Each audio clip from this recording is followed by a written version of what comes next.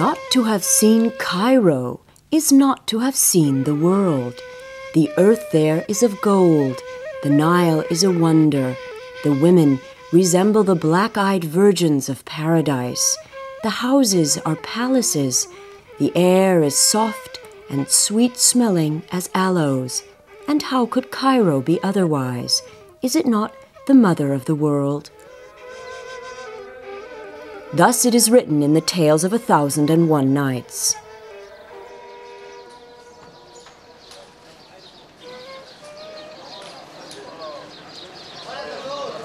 The North African city of Cairo has always fired the imagination of storytellers. The innumerable legends surrounding Egypt's capital have created a sense of magic. Khan el-Khalili market only partly fulfills such romantic expectations. The traders have long adapted to the demands of the tourist industry, yet the distinctive atmosphere of an Arab market prevails, almost as it did 600 years ago, when the market, one of over 30 in Cairo, was founded. The butchers and seed merchants have their stands near the Bab el-Futuh city gate, the gate of conquests, where even in historic times, the greengrocers used to unload their horse-drawn carts. The gate is famous for its garlic cellars. In the whole of Cairo, there's probably not a single head of garlic that hasn't passed through the hands of the merchants at Bab el-Futuh.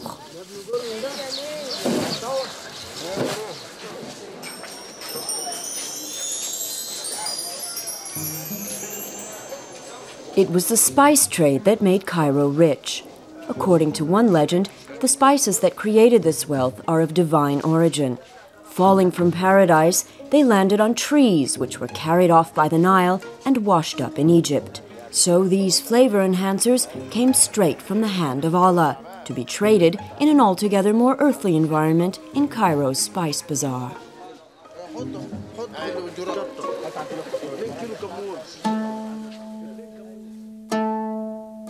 According to another legend, the family of the Prophet used to gather outside the Ibn Tulun mosque every night. They would discuss Egyptian state affairs and make decisions, which they whispered into the ears of the country's rulers, allowing them to believe that the decisions were their own. Perhaps the extensive building program undertaken by the 9th century Caliph Ibn Tulun was due to these holy whisperings.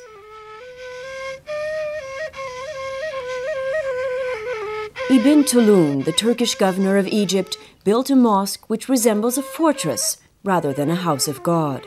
The mosque was large enough for all the people in the surrounding city to be able to attend ritual prayers.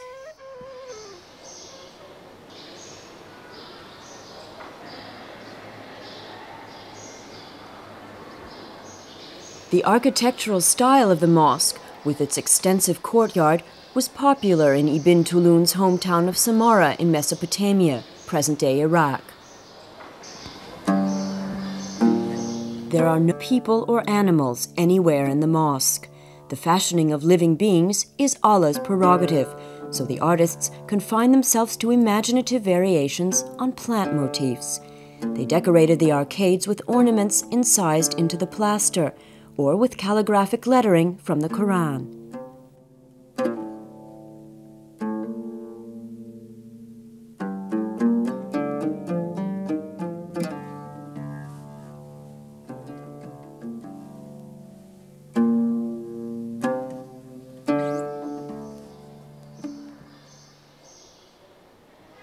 The battlements that crown the outer walls of the mosque look like a long chain of people, linked by their faith, an army of the Muslim faithful, standing like a wall against the unbelievers.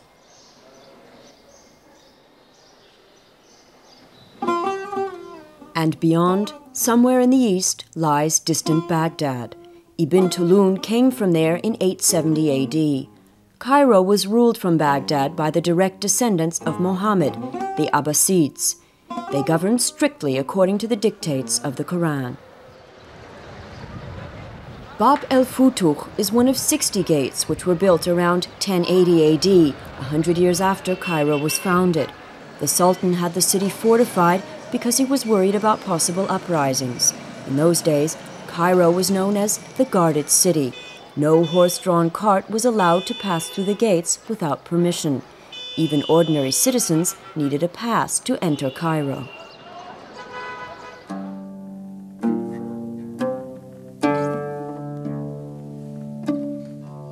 On the top of the gate, there's evidence of a more distant past.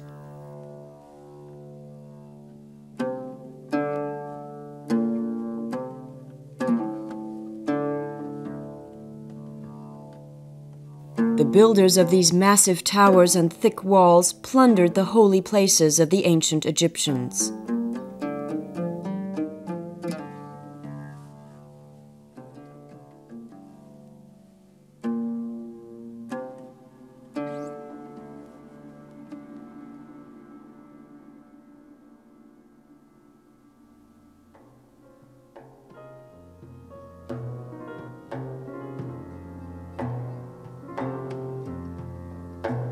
In the 14th century, Cairo experienced a golden age. Under the rule of the Mamelukes, the merchants grew rich and the sultans filled their coffers.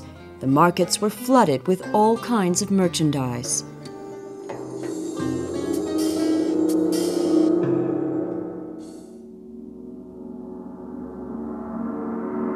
But then the city's development came to a halt.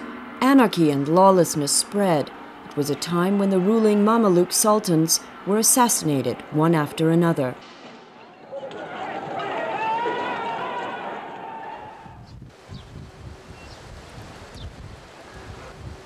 Each of the murdered sultans left behind a new mosque. 40 were built between 1320 and 1360, and each was designed to serve as a monument to its founder.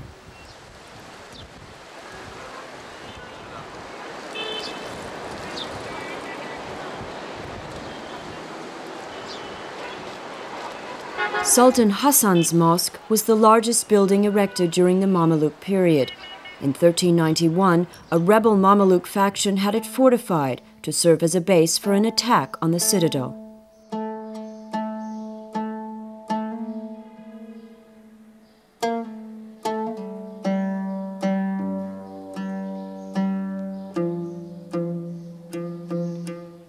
According to legend, the Sultan had the architect's hand chopped off after the building was finished, so that he would never design such a mosque again. In the center of the courtyard is the well used for ritual ablutions.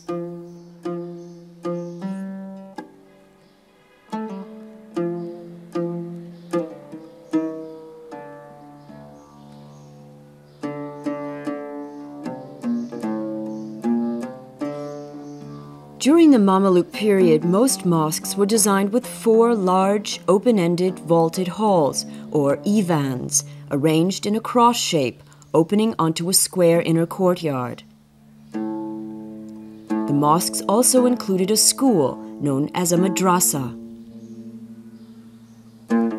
In the ivans surrounding the well house, students attending the 4 orthodox schools of the law would often sit with their teachers and discuss the Quran and its interpretation.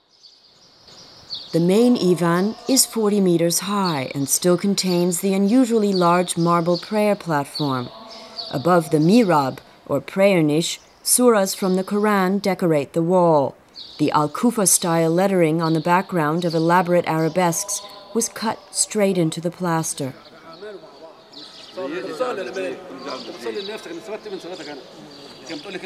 Sultan Hassan himself never set eyes on his mosque and its splendid furnishings. He was murdered in 1361, before the building was completed.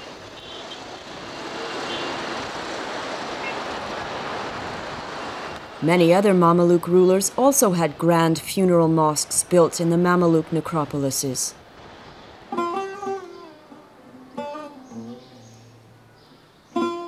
Hosh al-Pasha, the family tomb of Muhammad Ali Pasha, is one of the most magnificent. It's said that the tomb also houses the victims of an unscrupulous political assassination.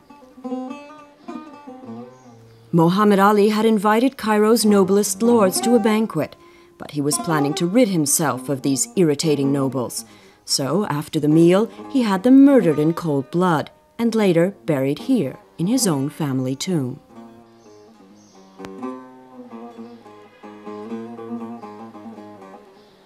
Cairo's necropolises, with their domes and minarets, are unique in the Muslim world. They're typically Egyptian, and their origin can be traced back to ancient Egyptian funerary customs, which have survived to this day. There are mosques large and small in Muslim Cairo.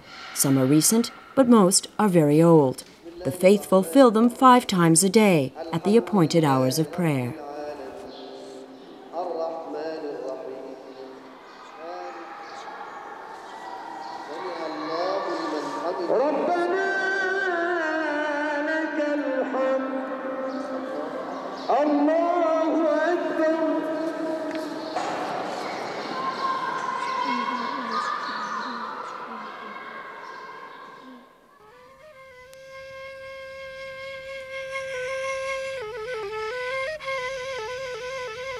When the well-traveled Arab scholar Ibn Khaldun visited the Egyptian capital in the 14th century, it seemed to him unlike any other city.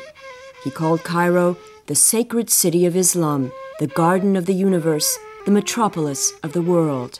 Or, as it says in the Arabian Nights, not to have seen Cairo is not to have seen the world.